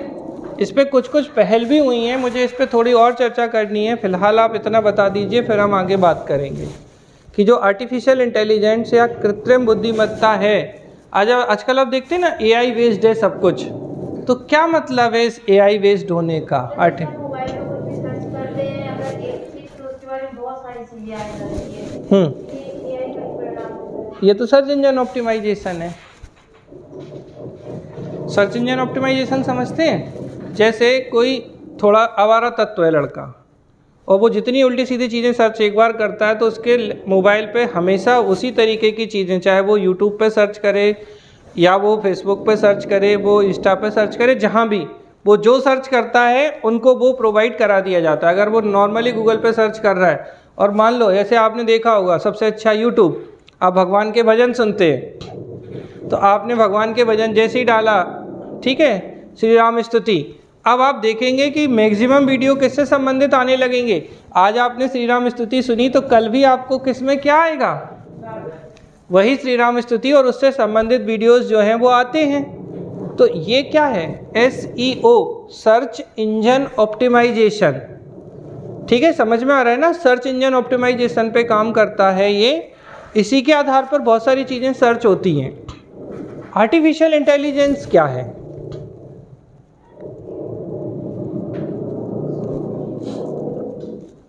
ठीक, तो कोई मशीन, या बहुत सिंपल बात बताई, बहुत बढ़िया बताया आपने कि कोई जो मशीन है या रोबोट है वो ह्यूमन इंटेलिजेंस की तरह वर्क करे। ठीक है, मतलब क्या? पूरे तरीके से काम नहीं कर सकता, सब्स्टिट्यूट नहीं हो सकता मानव का। मानव जो है बहुत खुरापाती है। ठीक है, मानव 10 तरीके से अलग अलग चीज़ें सोच सकता है। यहाँ पे तो जो सॉफ्टवेयर आप डालेंगे उसी के अकॉर्डिंग वो जितनी चीज़ें सोच सकता होगा वो सोचेगा, लेकिन कंडीशन उसके अलावा आ गई तो, जैसे मानव एक साथ 50 कंडीशन भी सोच सकता है। ठीक है, मानव ये सोच सकता है अभी सुनामी आ सकती है भाई कहीं, ठीक है, भूकंप तो आना तय है ही, नहीं तो भाई साहब ओले तो गिरेंगे ही गिरेंगे, हो सकता है भयंकर धूप निकल आए। अल्लाह, मानव एक सेकेंड में डिफरेंट बहुत सारी चीज़ें सोच लेगा। AI भी सोच सकता है लेकिन मानव को सब्स्टिट्यूट नहीं है। तो कोई मशीन है, कोई रोबोट है, वो क्या कर रहा है? मानव की तरह सोचने की जो क्षमता, ह्यूमन की तरह जो, ठीक है, इंटेलिजेंस की बात की जाती है, वो आर्टिफिशियल इंटेलिजेंस में डालने की बात की जाती है। अगर हम आपके सिलेबस में बात करें आर्टिफिशियल इंटेलिजेंस की, तो पूछ लिया जाता है जैसे चैट GPT किस पर बेस्ड है? अच्छा, और बढ़िया, ठीक है, अभी बहुत चलता है गूगल का, क्या? अरे गूगल का क्या है? गूगल का, अरे गूगल का आर्टिफिशियल इंटेलिजेंस। अच्छा, माइक्रोसॉफ्ट का कुछ तो बोलो। कुछ नहीं है। चैट GPT किसका था?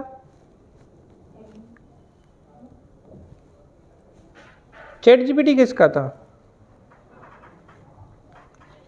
अरे कुछ तो बोल दो महाराज।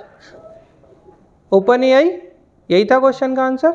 आप देखो, समझो चीज़ों को थोड़ा सा कि ये जो आर्टिफिशियल इंटेलिजेंस की बात कर रहे हैं, अच्छा जैसे एलिशा ये क्या करते हैं, क्या बोलते हैं? नहीं, चलो बहुत बढ़िया। अच्छा, किसी घर में होता नहीं है जो बोला जाता है वो उसके अकॉर्डिंग काम कर देता है, क्या है वो? अब नाम ही बता देंगे तो बचा ही क्या?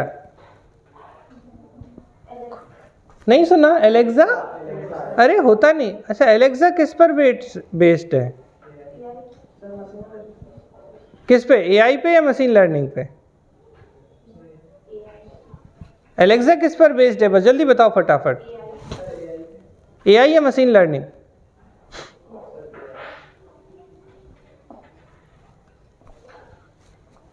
किसी पे तो होगा। अच्छा, आर्टिफिशियल इंटेलिजेंस नहीं है। लाइट बंद कर दो, टीवी चला दो, ठीक है, करता है या नहीं करता है? और तुरंत होता है, ठीक है। अच्छा, एआई बेस्ड आपकी टीवी भी होंगी, जिनके घर में अच्छी टीवी होंगी एकदम थोड़ी अपडेटेड टाइप की, जैसे गूगल टीवी, हम देखा उसमें एआई बेस्ड है कुछ, नहीं ध्यान दिया किसी ने, चलो कोई बात नहीं, ठीक है। तो एआई बेस्ड टीवी आ रही हैं, कार की बात की जा रही है आर्टिफिशियल इंटेलिजेंस से, तो अब आर्टिफिशियल इंटेलिजेंस पे तो दुनिया भर की बातें हो रही हैं, ठीक है। रोबोट बनाए जा रहे हैं, ठीक है, खाना भी वही सर्व कर देंगे। कोविड में देखा था आपने, आर्टिफिशियल इंटेलिजेंस वाले रोबोट काम कर रहे थे, होटलों में खाना सर्व कर रहे थे। तो बहुत सारी चीज़ें आर्टिफिशियल इंटेलिजेंस से कनेक्ट होंगी। अब इनके एग्जाम्पल पूछ लेते हैं कि भाई गूगल का आर्टिफिशियल इंटेलिजेंस वाला इंस्ट्रूमेंट कौन सा है, माइक्रोसॉफ्ट का कौन सा है, जैसे इस बार चैट जीपीटी पूछ लिया था, ठीक है। समझ में आ रहा है ना क्वेश्चन कहाँ से बनते हैं, तो इस पे बहुत चर्चा चल रही है, ठीक है, आर्टिफिशियल इंटेलिजेंस पे। और अब अपने यहाँ क्या हो गया, इसका शिखर सम्मेलन भी हो गया 2023 में भारत मंडपम में, तो अब और ज़्यादा ये, ठीक है, पूछे जाने की पॉसिबिलिटी रखेगा। तो इस चीज़ को आप थोड़ा सा ध्यान रखिएगा। अब एआई है तो उसकी सुरक्षा से संबंधित भी मामला होगा। तो आर्टिफिशियल इंटेलिजेंस का जो सिक्योरिटी समिट है, तो आर्टिफिशियल इंटेलिजेंस सुरक्षा शिखर सम्मेलन कहाँ किया गया, तो पहला या प्रथम वैश्विक एआई सिक्योरिटी या एआई सुरक्षा शिखर सम्मेलन जो है वो बहुत अच्छे से आप याद रखना, ये ब्लेचले पार्क, ठीक है ना, अच्छे से यूके में। ये अगर आपने पढ़ा नहीं होगा ना, तो आप चाहे कुछ भी कर लो, आपसे कुछ नहीं है, वो तो ब्लैक हो जाएगा आपका जीवन। ब्लेचले तो हो जो हो सो, ठीक है। तो कहाँ पर, 1 नवंबर 2023 को यूके के ब्लेचले पार्क में, ठीक है। तो कृत्रिम बुद्धिमत्ता सुरक्षा शिखर सम्मेलन के प्रथम संस्करण का आयोजन किया गया। अब देखो 2023 में ही हो रहा है, ठीक है। अभी क्या था, GPAI का शिखर सम्मेलन, हाँ क्या नाम था पूरा, global partnership on artificial intelligence. Very good, intelligent हैं आप लोग। तो GPAI का शिखर सम्मेलन कहाँ हुआ 2023 में, भारत मंडपम में, ठीक है। लेकिन पहले ग्लोबल आर्टिफिशियल सिक्योरिटी समिट का आयोजन जो किया गया, तो आपको ये ध्यान रखना है, global artificial intelligence safety summit. तो global artificial intelligence safety summit जो है पहला संस्करण था, इसका पहला शिखर सम्मेलन 1-2 नवंबर 2023 को यूके के ब्लेचले पार्क में किया गया, ठीक है। समझ में आ रही है बात आपको। इस शिखर सम्मेलन में भारत सहित 28 देश और यूरोपियन संघ ने भी भाग लिया था, ठीक है। तो हो गए मतलब 29 थे ना टोटल, ठीक है। तो आपको ध्यान रखना है, शिखर सम्मेलन में 28 प्रमुख देशों ने इस शिखर सम्मेलन में ब्लेचले घोषणा पर हस्ताक्षर किए। अब देखना अच्छे से, मजेदार बात है, आपसे पूछे नई दिल्ली घोषणा। अच्छा, एक और बड़ी बात, अगर ये तक पूछ लें कि नई दिल्ली डिक्लेरेशन जो है वो किससे संबंधित है, तो उतना भी नहीं बता पाएंगे। अगर नहीं पता तो सोचेंगे पता नहीं कौन सी घोषणा कर दी मोदी जी ने।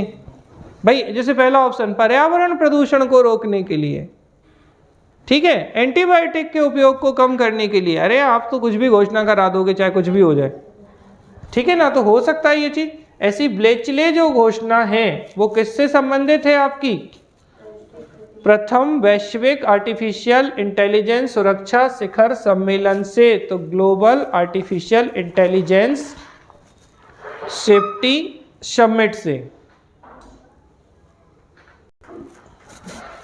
तो ये हो गया हमारा प्रथम वैश्विक आर्टिफिशियल इंटेलिजेंस सुरक्षा शिखर सम्मेलन 1-2 नवंबर 2023, ठीक है, ब्लेचले पार्क, यूनाइटेड किंगडम, ठीक है। अच्छे से ध्यान रखना है।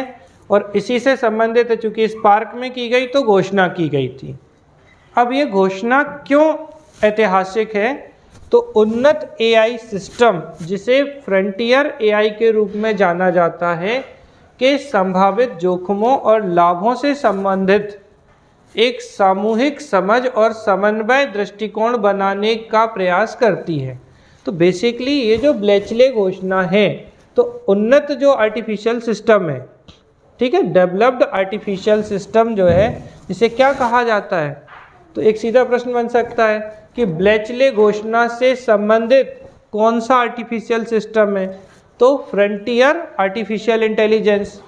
ठीक है, अब फ्रंटियर आर्टिफिशियल इंटेलिजेंस जो है, इससे क्या ड्रॉबैक हो सकते हैं, क्या जोखिम हो सकते हैं, क्या इसके बेनिफिट हो सकते हैं, तो उनके लिए एक सामूहिक समझ, एक बेसिक अंडरस्टैंडिंग या कलेक्टिव अंडरस्टैंडिंग और इंटीग्रेटेड जो अप्रोच है उसको लाने के लिए ये घोषणा की गई थी।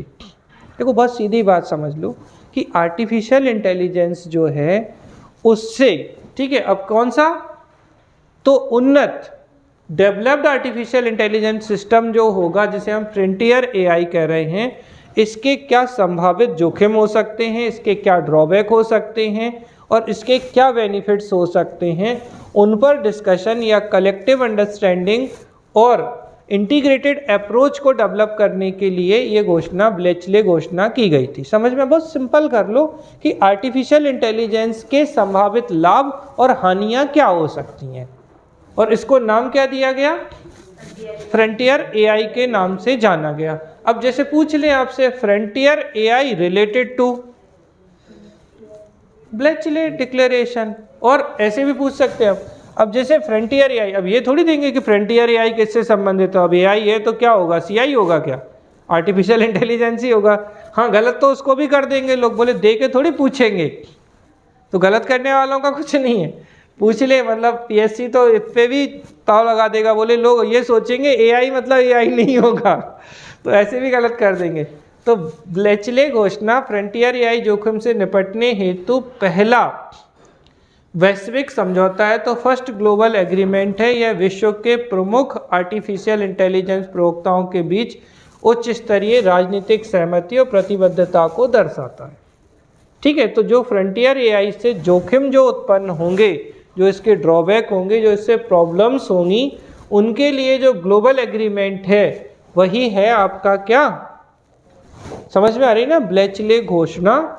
तो आपको ये ध्यान रखना है कि जो ब्लेचले डिक्लेरेशन है इससे क्या समस्याएं होंगी, क्या लाभ होंगे, इन पर एक समझ विकसित करने, इन पर इंटीग्रेटेड अप्रोच डेवलप करने के लिए लाया गया था, और इससे जो खतरे उत्पन्न होंगे तो उन पे कैसे समझौता किया जाए। तो पहला वैश्विक समझौता, फर्स्ट ग्लोबल एग्रीमेंट जो है वो इसके माध्यम से किया गया।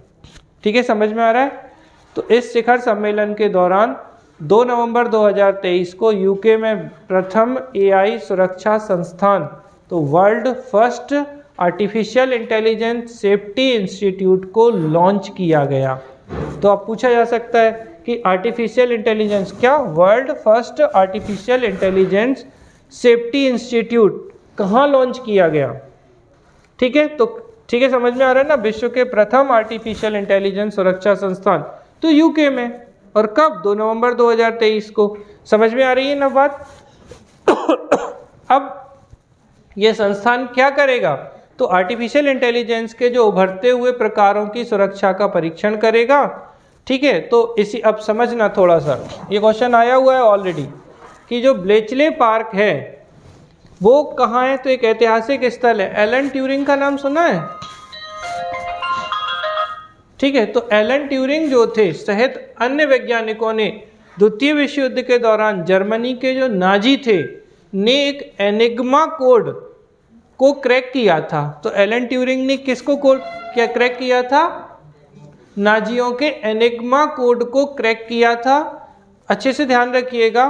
तो इसीलिए ये चीज़ जो आपको ध्यान रखनी है वो कि यहाँ पर कौन थे, एलन ट्यूरिंग जो थे, इसी पार्क में बैठ के नाजियों के कौन से कोड को, अब जैसे पूछा जा सकता है कि याद रखिएगा सेकेंड वर्ल्ड वॉर के दौरान एनिग्मा कोड को किसने क्रैक किया, एलन ट्यूरिंग ने। कहाँ क्रैक किया, समझ में आ रहा है ना, समझ में आ रहा है ना, कौन से पार्क में।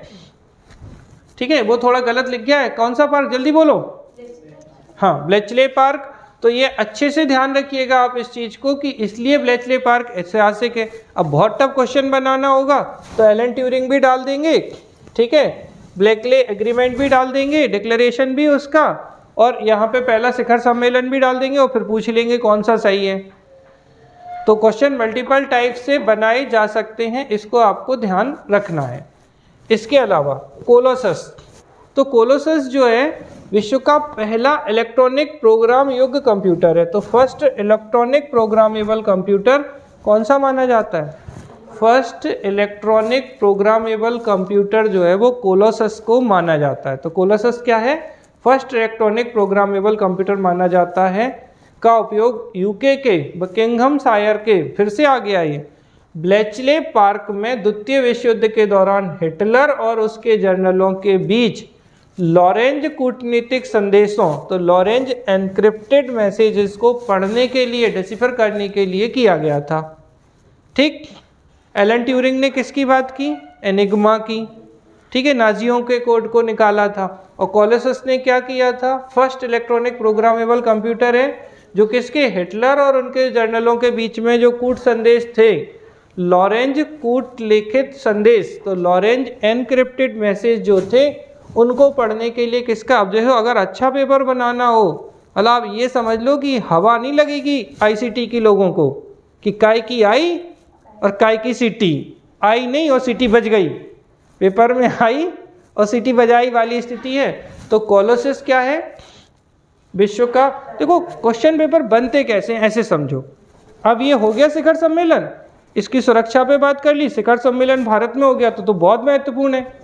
अब एआई आया तो डेफिनेटली उसकी सिक्योरिटी की बात करेंगे, तो फ्रंटियर की बात करेंगे, एआई फ्रंटियर, तो उसके लिए ब्लेचले घोषणा करेंगे। अब इन चीज़ों के बीच में जब ये इतना चल रहा है आर्टिफिशियल इंटेलिजेंस, और जिसने आर्टिफिशियल इंटेलिजेंस बनाया वो खुद बोल दिया कि बड़ी गलती हो गई भाई आर्टिफिशियल इंटेलिजेंस बना के, आपने भी सुनी होगी ये बात कि उसने स्वीकार किया। अब वो खुद मान रहा है गलती हो गई तो अब सुधारो, और उसके फायदे बहुत सारे हैं।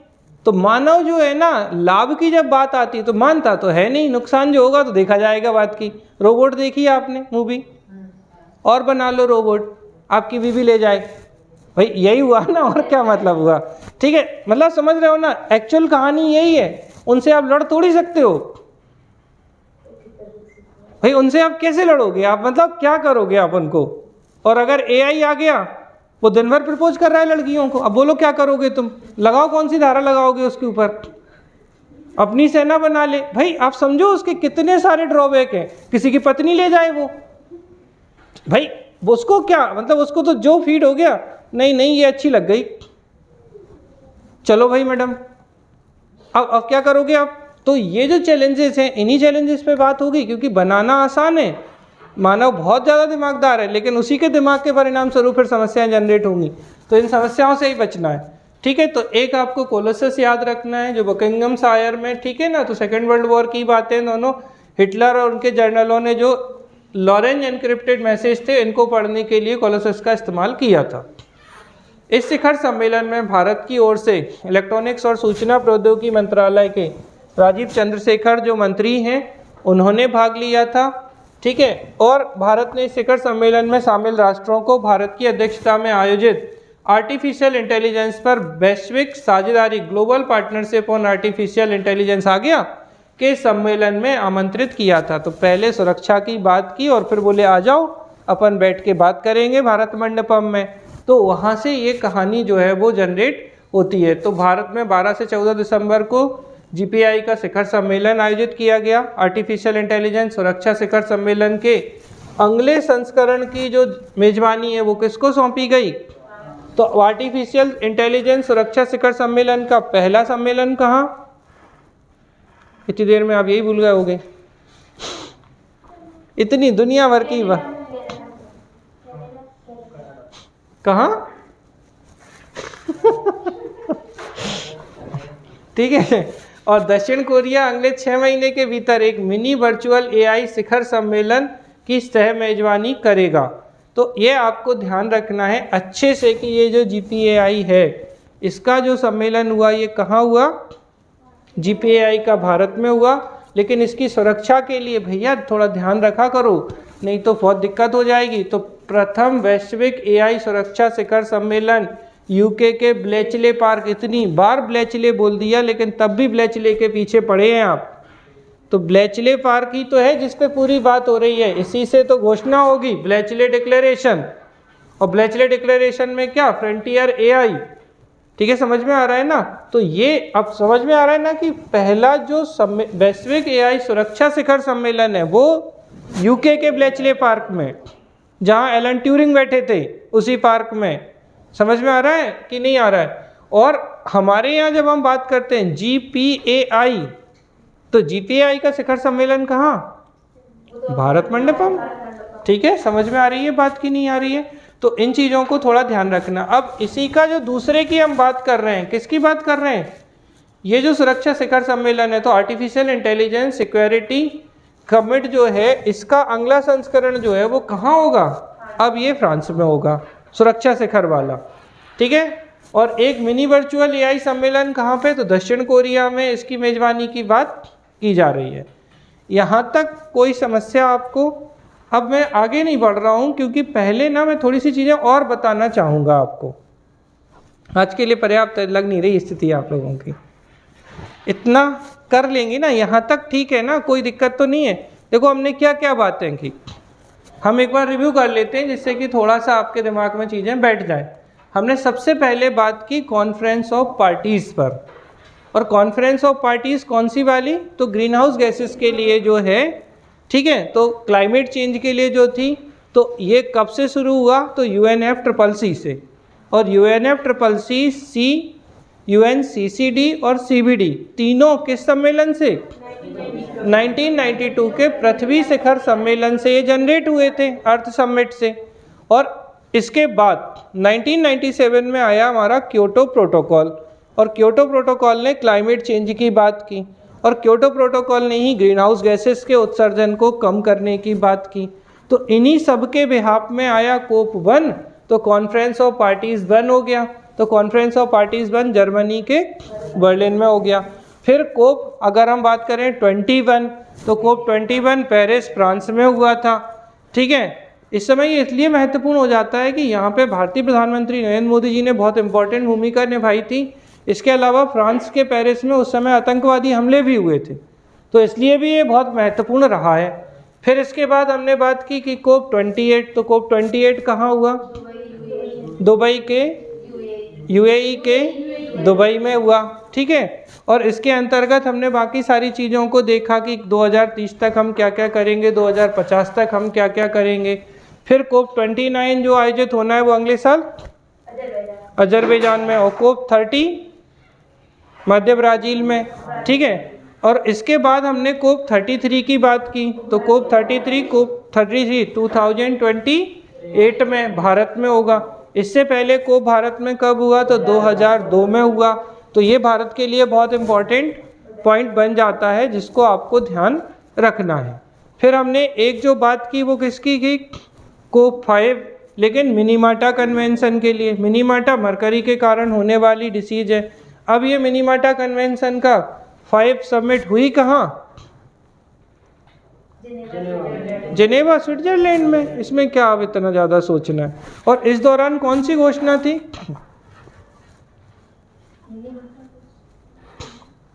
कुछ थी? अच्छा, मिनीमाटा जो है अभी समय कब आया? अरे मिनीमाटा कन्वेंशन 2013 में अपनाया, 17 से लागू किया। भारत ने 2018 में इसको क्या कर दिया? अपनी रेटिफिकेशन या सहमति दे दी थी, याद है आपको। और इसका COP 6 कहाँ होगा? जेनेवा में, चिली की अध्यक्षता में, लेकिन जेनेवा में। ठीक है, तो ये आपको ध्यान रखना है। तो ये बात हो जाती है। फिर हम आए किस पे? तीसरे नंबर पे GPAI, global partnership on artificial intelligence. इसका शिखर सम्मेलन कहाँ हुआ? भारत मंडपम में हुआ। अब इसकी सिक्योरिटी के लिए जो समिट हुई थी वो इससे पहले कहाँ हो गई? 2023 में ही, वो यूके के ब्लेचले पार्क में। और वहीं पे ब्लेचले पार्क में कौन सी घोषणा? Bletchley declaration. जबकि GPAI में कौन सी डिक्लेरेशन? अरे नई दिल्ली घोषणा, न्यू दिल्ली डिक्लेरेशन आई थी कि नहीं आई थी GPAI के दौरान? ये चीज़ आपको ध्यान रखना है। अब इसका सिक्योरिटी वाला जो अगला होगा आर्टिफिशियल इंटेलिजेंस का, वो कहाँ होगा? अरे अगला सम्मेलन अभी तो बताया फ्रांस में होगा, वो नहीं लिख पाए। सबसे अच्छा तरीका ये, ठीक है, तो यहाँ तक क्लियर है। ये सारी बातें चीज़ें बहुत हो जाती हैं, क्योंकि करंट अफेयर हमने सोचा है बड़े आराम आराम से पढ़ें, एक एक चीज़ समझें, क्योंकि एट द एंड अगर समझ में नहीं आ रहा है, पढ़ने को तो मैं इसका 3 गुना पढ़ा देता इतनी देर में, लेकिन फिर वो आपको समझ में कुछ आता और कुछ नहीं आता। देखो ऐसा नहीं कि पूरा समझ में नहीं आता, लेकिन थोड़ी सी दिक्कतें तो होती हैं। आई होप मैक्सिमम लोगों को क्लियर हो गया होगा। PDF में आपको शेयर कर दूंगा ये तो, और छोटी छोटी चीज़ें आपने नोट कर ही ली होंगी।